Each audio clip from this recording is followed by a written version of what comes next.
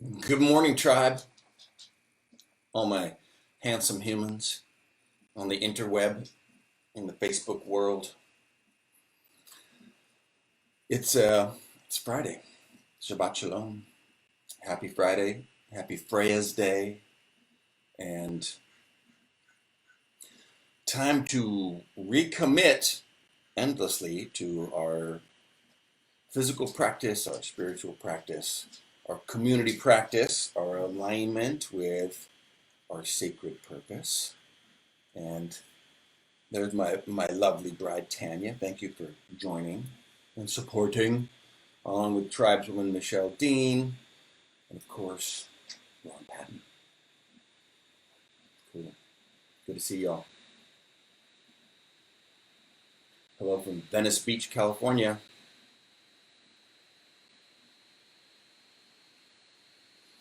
All right, so this is Resiliency Tribe Talk 10.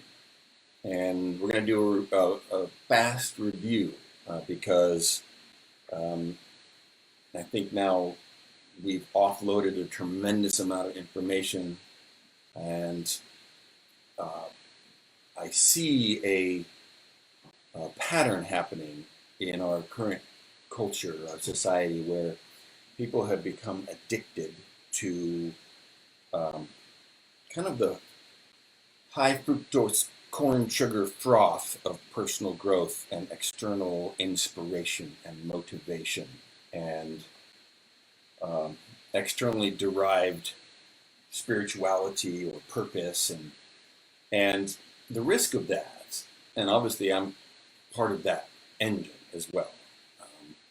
But the risk of that is when we are only gobbling the junk food of fast burn sugar inspiration from an external sources, then we haven't really established the long, slow burn and long-lasting, resilient practices of ourselves. We need to be self-generating.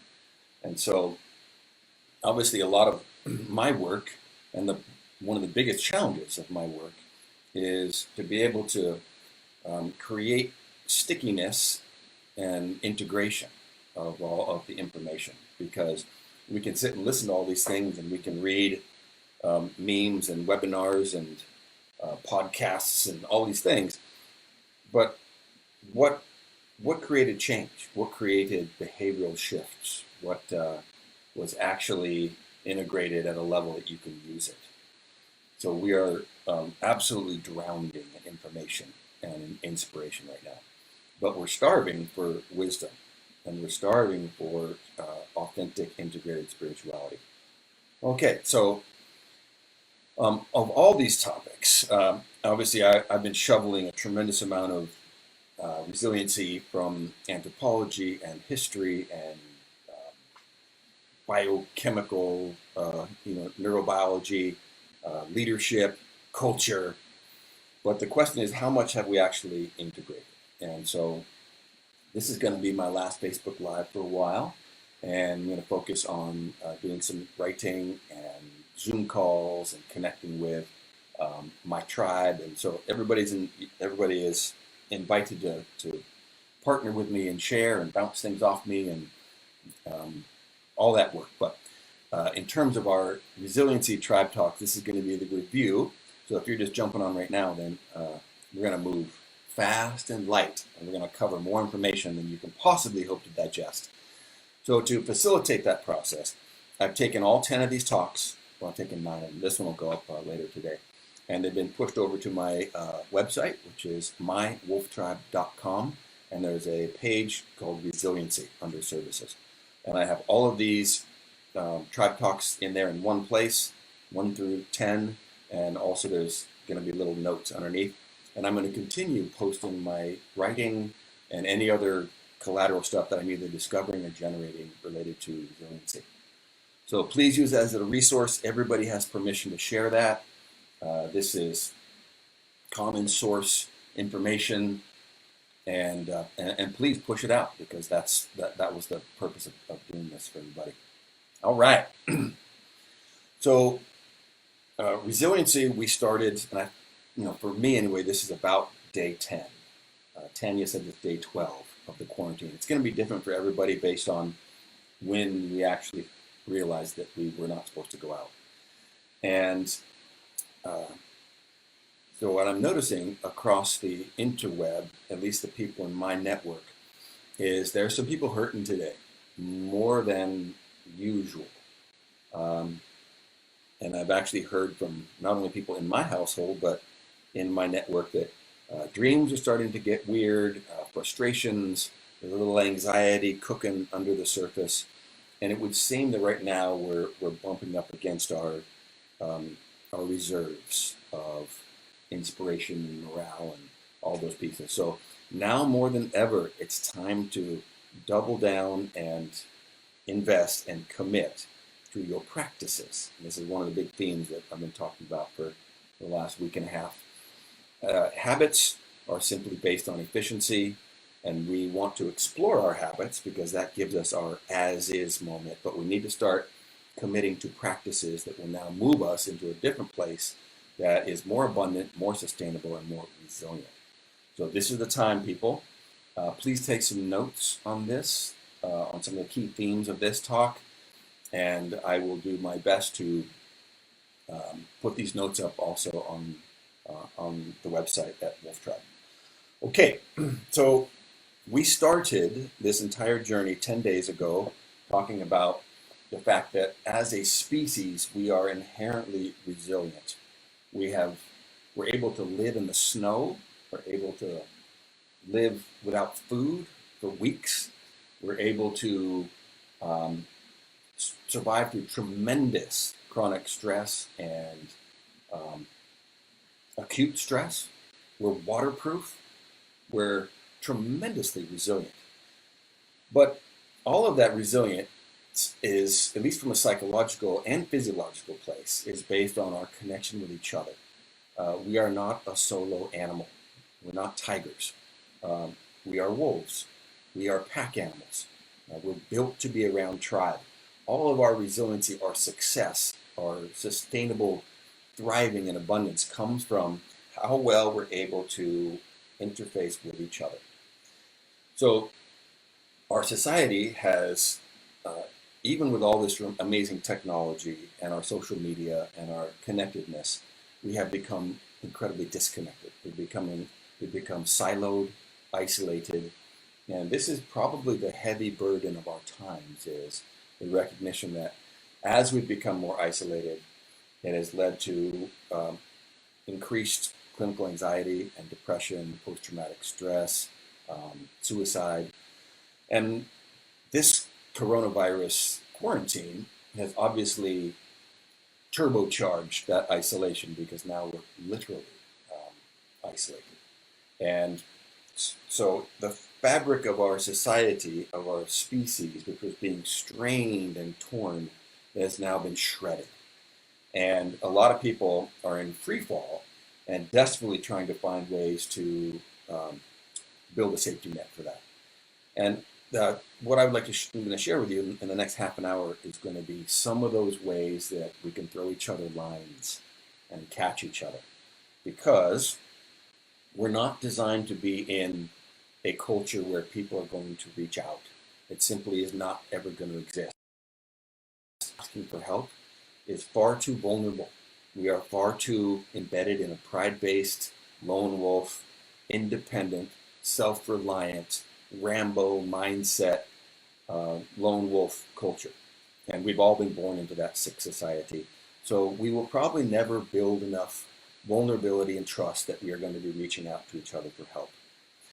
What we can do is we can elevate our own awareness and our own resiliency so that we can reach in. And so we want to make sure that we're reaching in to our people during these times. And anytime somebody has gone quiet, gone MIA, they've ghosted, it means that they're probably isolating and they're in pain. So reach in to those people. Make sure that you connect with them, all right? This is a big one. So our resiliency is connected to our relationship with each other, and it turns out throughout all of history, there has been examples of people, entire people, like London in World War II, that survived tremendous trauma on an ongoing basis, and yet they weathered it with incredible resiliency. In fact, they improved their psychological well-being through those bombings. And they did it because they were sharing things together. They were sharing a purpose, they were sharing a mission, and they had a shared sense of values and rituals and culture. So we need to make sure that we're doing that, and we can. We can reach out across the interweb and our culture, our societies, and our tribes, and we can weld each other together with those three things. Okay? So we also have evidence of ancient cultures that have always had rituals about processing trauma so that they can be resilient. And we talked about sweat lodges, we talked about vision quests, we talked about samurai, Spartan, the knights. There's a slew of ancient rituals for being able to increase resiliency. And guys, those are still here. We can build those rituals, but that's a practice. And it's one of the reasons why we talked about morning rituals, we talked about meditation, and I'll go a quick review over those. So we're in crisis right now, and the Chinese character for crisis consists of 2 strokes, and I got this from my amazing friend Brett Keir. And the first one is danger, and then the second stroke is opportunity.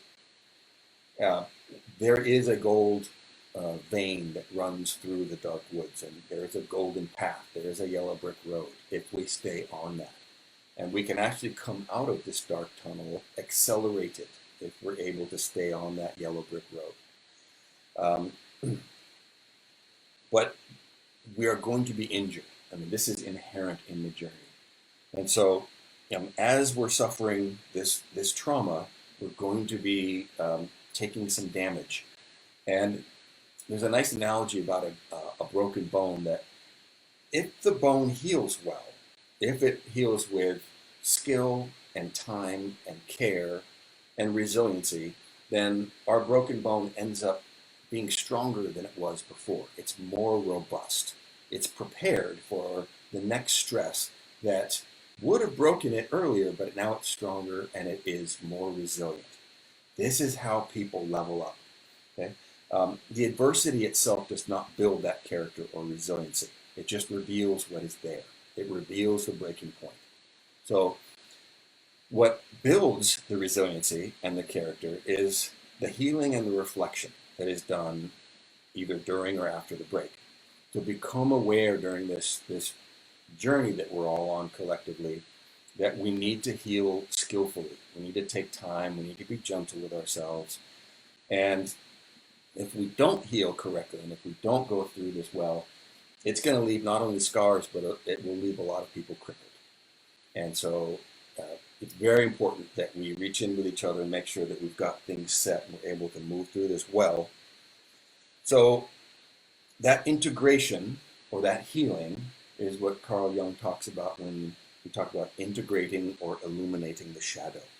And one of the master maps that allows us to be able to navigate through this journey is the hero's journey. And I can't remember which number of Tribe Talk that is, but if you go on that site, you'll see hero's journey.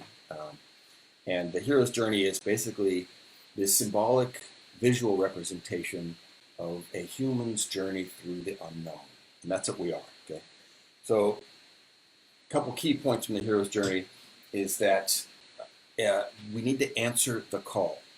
And I'm going to challenge everybody that you have received the call to adventure.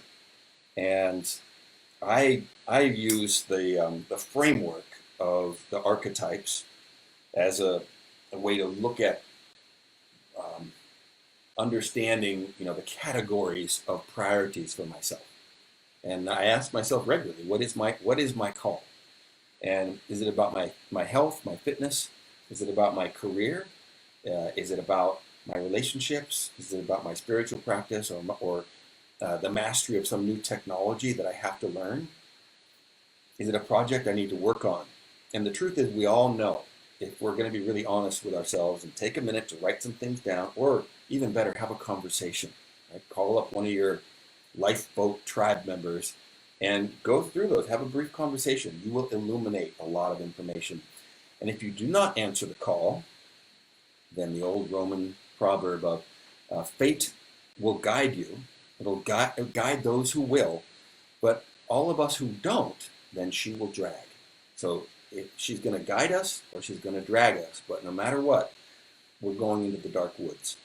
And so the dark woods is where we are now. This is the churning chaos of the unknown, and a lot of people are utterly lost, and we tend to give up hope.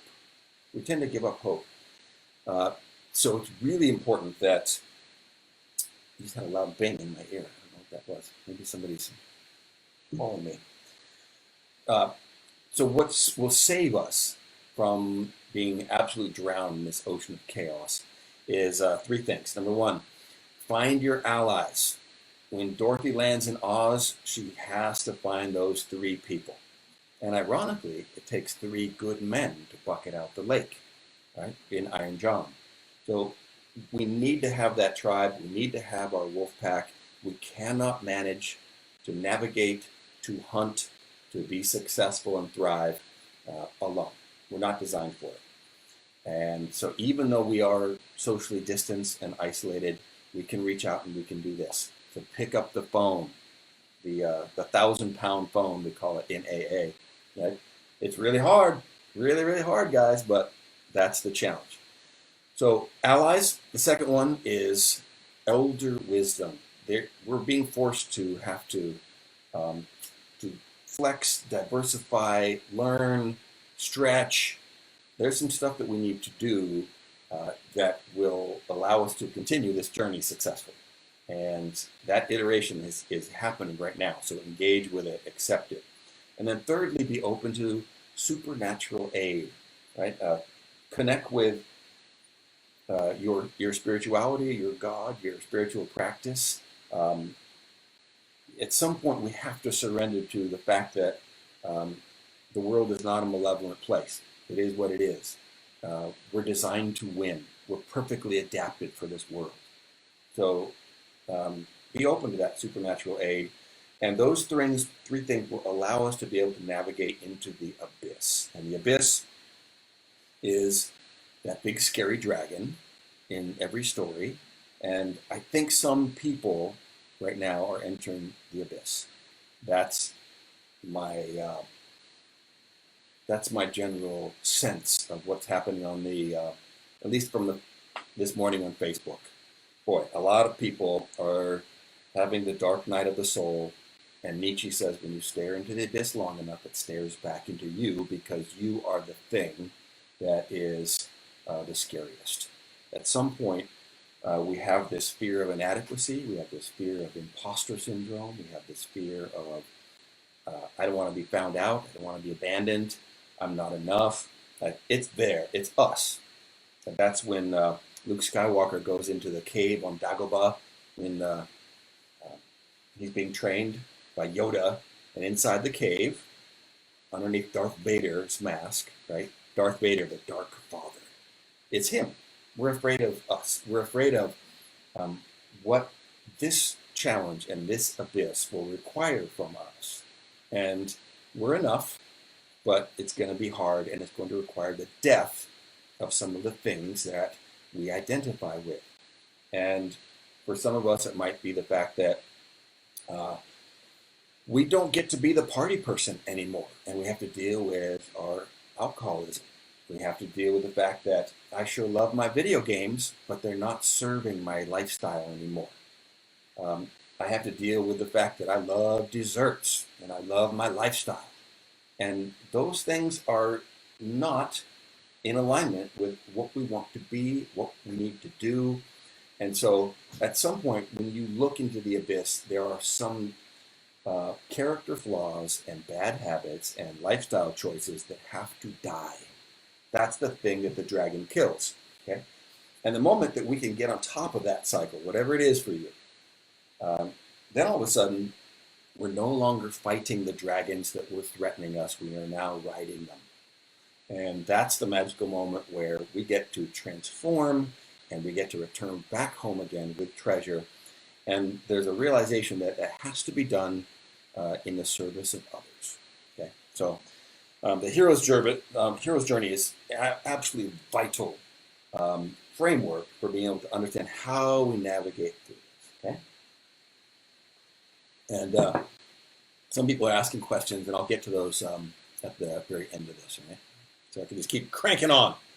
All right.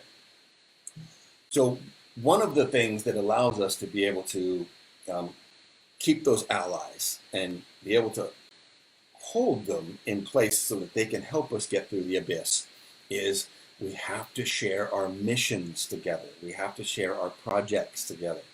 And there's a basic tenet in science about wavelengths that are required for energy to travel. Energy always moves through a wave. It moves in a wave-like quality, and it needs a medium. So sound has to travel through a medium, because when it hits a vacuum, it stops, it dies. And even light carries its own particles, its own waves as it goes through space. The same thing is true when we're exchanging energy as members of a tribe. The tribe is the medium. The tribe holds the medium of a shared purpose, mission, and values or culture. So it's very easy to exchange energy when you're embedded in that. But when we get isolated, now we're just trying to throw energy across a vacuum and it dies. That's why social media doesn't work. You're not getting the energy from people that releases serotonin and oxytocin and things that make you feel good. So one of the ways you can create that medium so that you can exchange energy and hold your tribe together is by sharing projects. And there are some best practices about how to create powerful projects and partnerships. And so one of those is make sure that they're reciprocal. And this is a hard thing for all of us who have been born into a pride-based culture of my needs first. Is reciprocity is integrally connected to honor-based tribal systems because we are an extension of each other. Ubuntu means I am because we are. We're part of the same thing. And so reciprocity means I want you to win. I want you to get likes and follows and money and success and book deals and I want you to get in shape. I want all of the people who are in my tribe to win and elevate, because when you win, I win. And I want you to celebrate my successes because my successes are going to elevate you. This is reciprocity.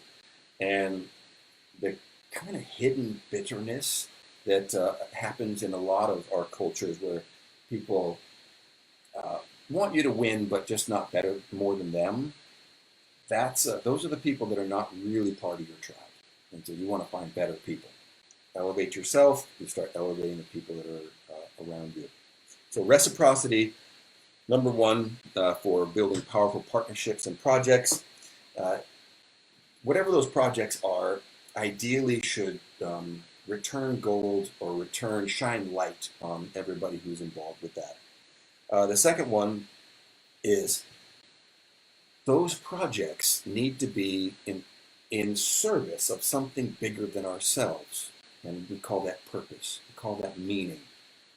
It's the hunting big game that makes things feel like they're valuable and are leaving a legacy and are moving the conversation forward. And so when we can share that common North Star that we navigate off of, our missions don't need to be exactly the same, but they're pointed on the same target. We're hunting the same big game. And that tends to inherently weld people together, and it's very, very important. And then the last piece is be transparent. And this is vulnerable. Okay? And a lot of people in our pride-based culture, the Sikh society that Krishnamurti talks about, we are waiting to feel like that we are safe and we can trust before we're vulnerable, because it's not safe enough to risk it.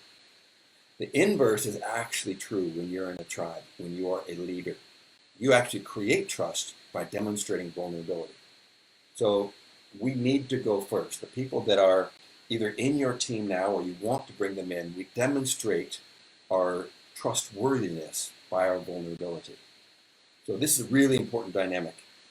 And all of those things are the big pieces that create those powerful partnerships and incredibly important. And this is the interpersonal components to resiliency. But then there's also the intrapersonal, which is how do I become anti-fragile? How do I inoculate myself against trauma? How do I keep my resiliency high? And this is a skill set that we need to shore up and we need to keep very sharp. Because particularly during these times, we are going to be eroded and dissolved and rusty. And it's very important that we practice active maintenance right now during these times. So I spent a whole tribe talk going over morning rituals, and almost every successful person in the world has got some sort of a morning practice that they've established, and it's not always fun, but that's almost part of the definition of practice, is it's not supposed to be fun. The same thing with sacred. Okay, sacred involves sacrifice. So we're giving up something so that we can have something better in the future. That's the nature of sacrifice. So morning ritual is really important. We should be doing ourselves first before the world has its way with us. And so my morning rituals consists of getting up at least an hour and a half before I know that I'm going to be having to answer emails and show up here and be taking care of or being reactive to other people. So my morning rituals consist of nutrition, which is I went over bulletproof coffee and a tonic and whatever you're doing for nutrition. It also has to do with some sort of physical engagement, which is, for me, it's mobility. I'm generally not exercising hard in the morning because it takes my joints a while to warm up. But I do mobility, I do stretching. We talked about foam rolling, and there's a little plastic tool called a So Right, which is I've been using a lot.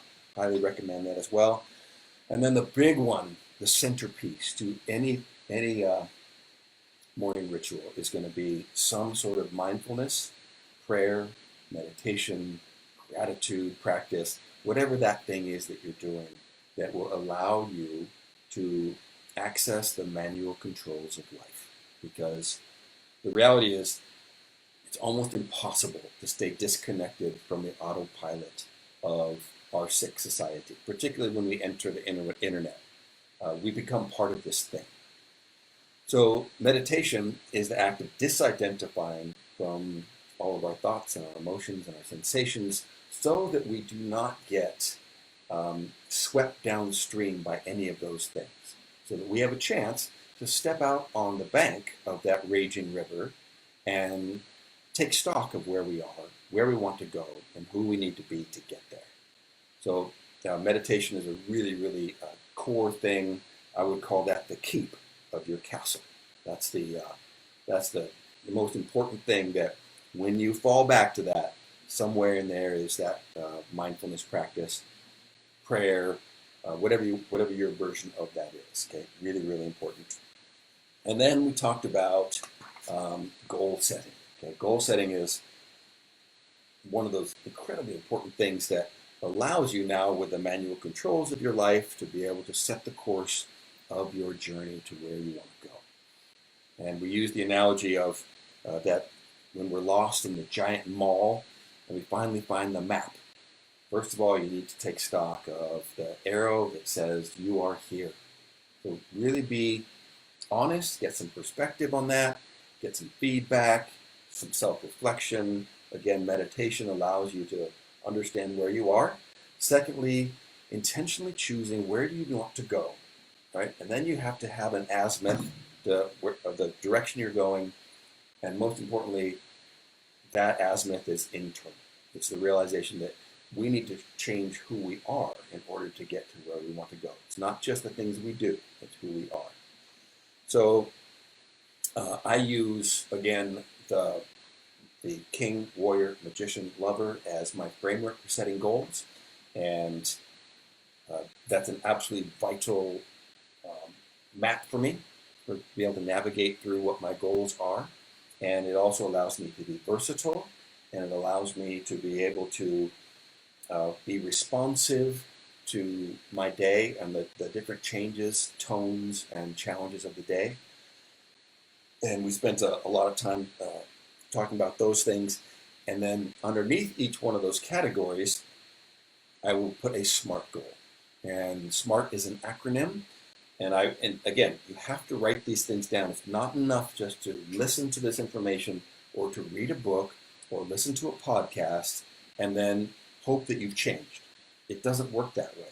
You have to write it down. You have to do the work. You actually have to put it into practice. So I actually write down on a piece of paper, SMART. Write it down. When we actually are writing things down, we are spelling. We are creating magic. We're taking ideas and we're bringing it into the actual physical world. That's divinity. That's free will. And it's godlike to be able to take an idea and change the fabric of reality by making those decisions. Okay? So SMART, acronym. S is specific. Don't just get in shape. Like, get specific about the thing it is that you're actually doing. And related to specific is M, which is measurable. You have to actually set some goals for yourself that are measurable, because otherwise your brain will just float. And it's very important that we have a set thing we're hunting. You don't see wolves just charge into a pack of caribou. Like, they pick one. We're going to all hunt that one. And when they do that, it allows all of the different members of the pack, all the different toolkits that you have, all the different unconscious systems running, to be able to find a way to actually get that thing that you want. And so that's the measurable. A is accountable. We're not designed to be able to conduct these long-term missions or projects alone. We get lazy, we get distracted and diffused. And so we need to have people that are going to hold us accountable. Every form of heroism in the history of our species was done for the sake of someone else. We're vastly better, braver, more focused, diligent, and resilient for others than we are for ourselves. We're built for it. So hold yourself, put yourself in an accountability system with other people. It's very vulnerable. It's very scary, because when you call down that thunder of accountability from good people, get ready to ride the lightning, and because you're going to have to change. And that's a very powerful thing. And it's one of the reasons why you don't feel much accountability in our current culture, because it's just too scary, and we're too conflict adverse, because we're not connected at tribal sense anymore. So really, really important to build a team of really good people. And for me, I have my lifeboat people, and these are the people I try to check in with every week. I also have, for you gentlemen, I have a men's group called King of the Four Houses.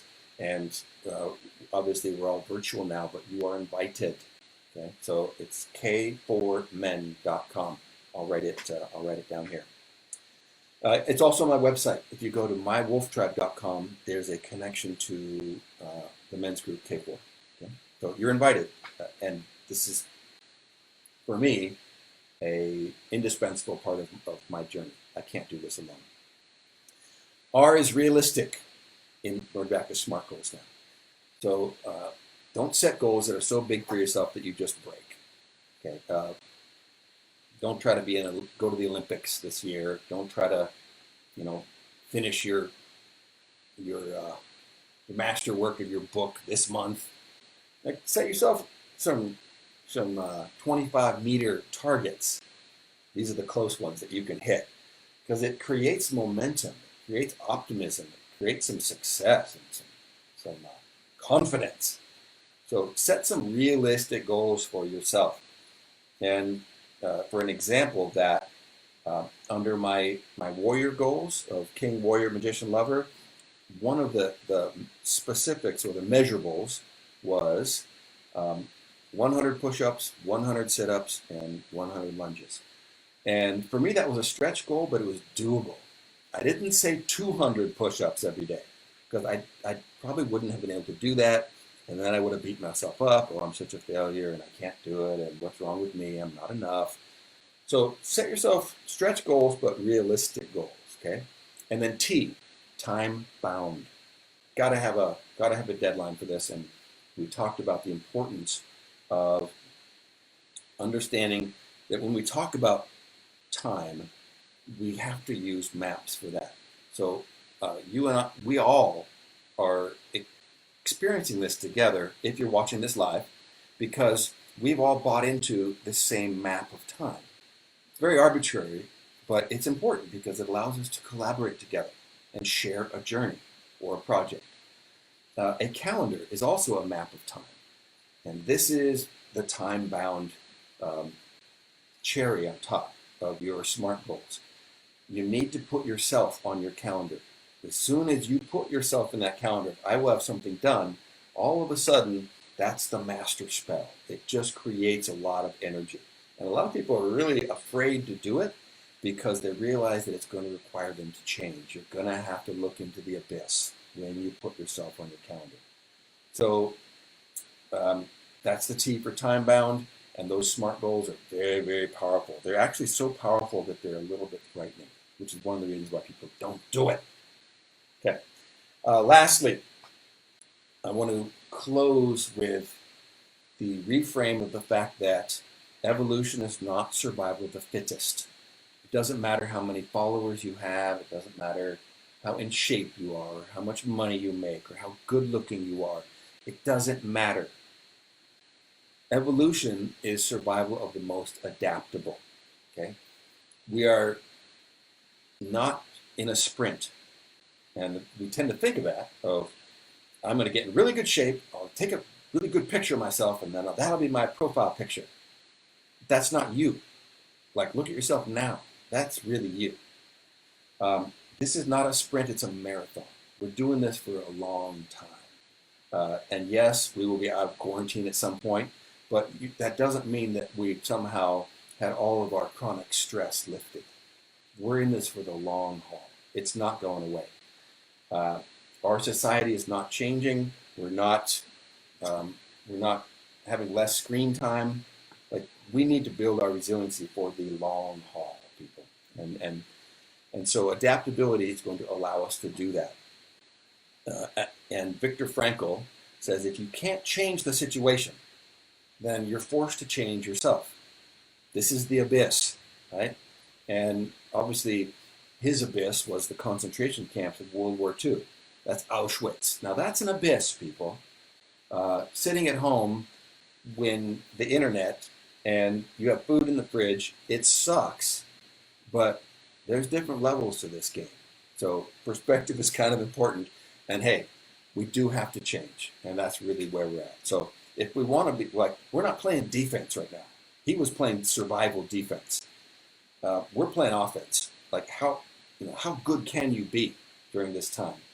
And there's a lot of energy in that optimism and growth and movement. So adaptability is about, we need to change ourselves, and we need to access the fact that God gave us free will. That's the ability to have metacognition, be aware of time, make the appropriate sacrifices so that we can fulfill that divine or sacred purpose that we're having. The equation for finding purpose for me was I wanted to move from my period of life where I was all about pleasure. I was just looking for a distraction. I was looking for something that would just make me feel good temporarily. And I had to move from that pleasure to some sort of a happiness. The pleasure had to die to get some more happiness. And I will take happiness over pleasure anytime. And then the next phase of that was realizing, how do I move from just happiness to something that actually um, engaged me, my passion? How do I start moving to those passions? And that's that fiery joy that isn't just about happiness. It doesn't always feel good to have a passion. In fact, the word passion means to suffer. So um, that that passion is connected to something that is really important for you. And when you have finally found that thing, and it's there for all of us, it might take a little digging, it might take a little work, but a nice way to start looking at your passion is, what would you do for free? What would you like if money was not an issue? And after you've done all your pleasurable things and bought your silly cars and taken your trips, what would you spend your life doing? Again, write it down. Most people would end up doing something related to helping other people, right? That's where your passion is always going to be connected to. I'm going to help animals. I'm going to help people. I'm going to start a school. I'm going to that's us. Okay, that's the root of us. Because when your passions are connected to the service of people, that's your purpose. Okay? And so that's ultimately that big North Star that we're navigating off of when we get to, the mall map. You are here. Where are you going? That's your purpose. Or at the very least, that's your passion. Okay. So when we're talking about adaptability and finding these ways that we can navigate through all of that, we realize that we have a wonderful tool, and that compass inside all of us is our intuition, our limbic system. And if you start getting that machine clear and clean and functioning again, you realize who your people are, and you realize who your people aren't. That's the nature of sacrifice. Not everybody has to like you. Not everybody has to be your friend on Facebook, and that's okay. So your intuition will tell you these things. There's some truth about that. And that will navigate you to your true tribe, your real pack. And what heals the wolves when we go to the wolf sanctuary and they are rescuing and rehabilitating the profoundly damaged animals, the people who are rescuing them are not the ones that are healing them. The wolves are healing the wolves, the ones who are already out there. We heal each other. And the moment that they start hunting together and howling together is the moment that that fabric of healing starts to be initiated. And so ideally, all of this information is allowing us to be able to have an overview of what's happening in the valley now. How can we be successful? How can we partner with each other? And so keep howling, right? We can hear you, and keep reaching out to your people. Godspeed all your journeys, everybody. And feel free to share any of the things on, I'll put the link on the bottom of this to all of the tribe talks. And at some point later today, I'll push this up, this talk as well, with some notes. All right, y'all. Stay connected, and Ubuntu.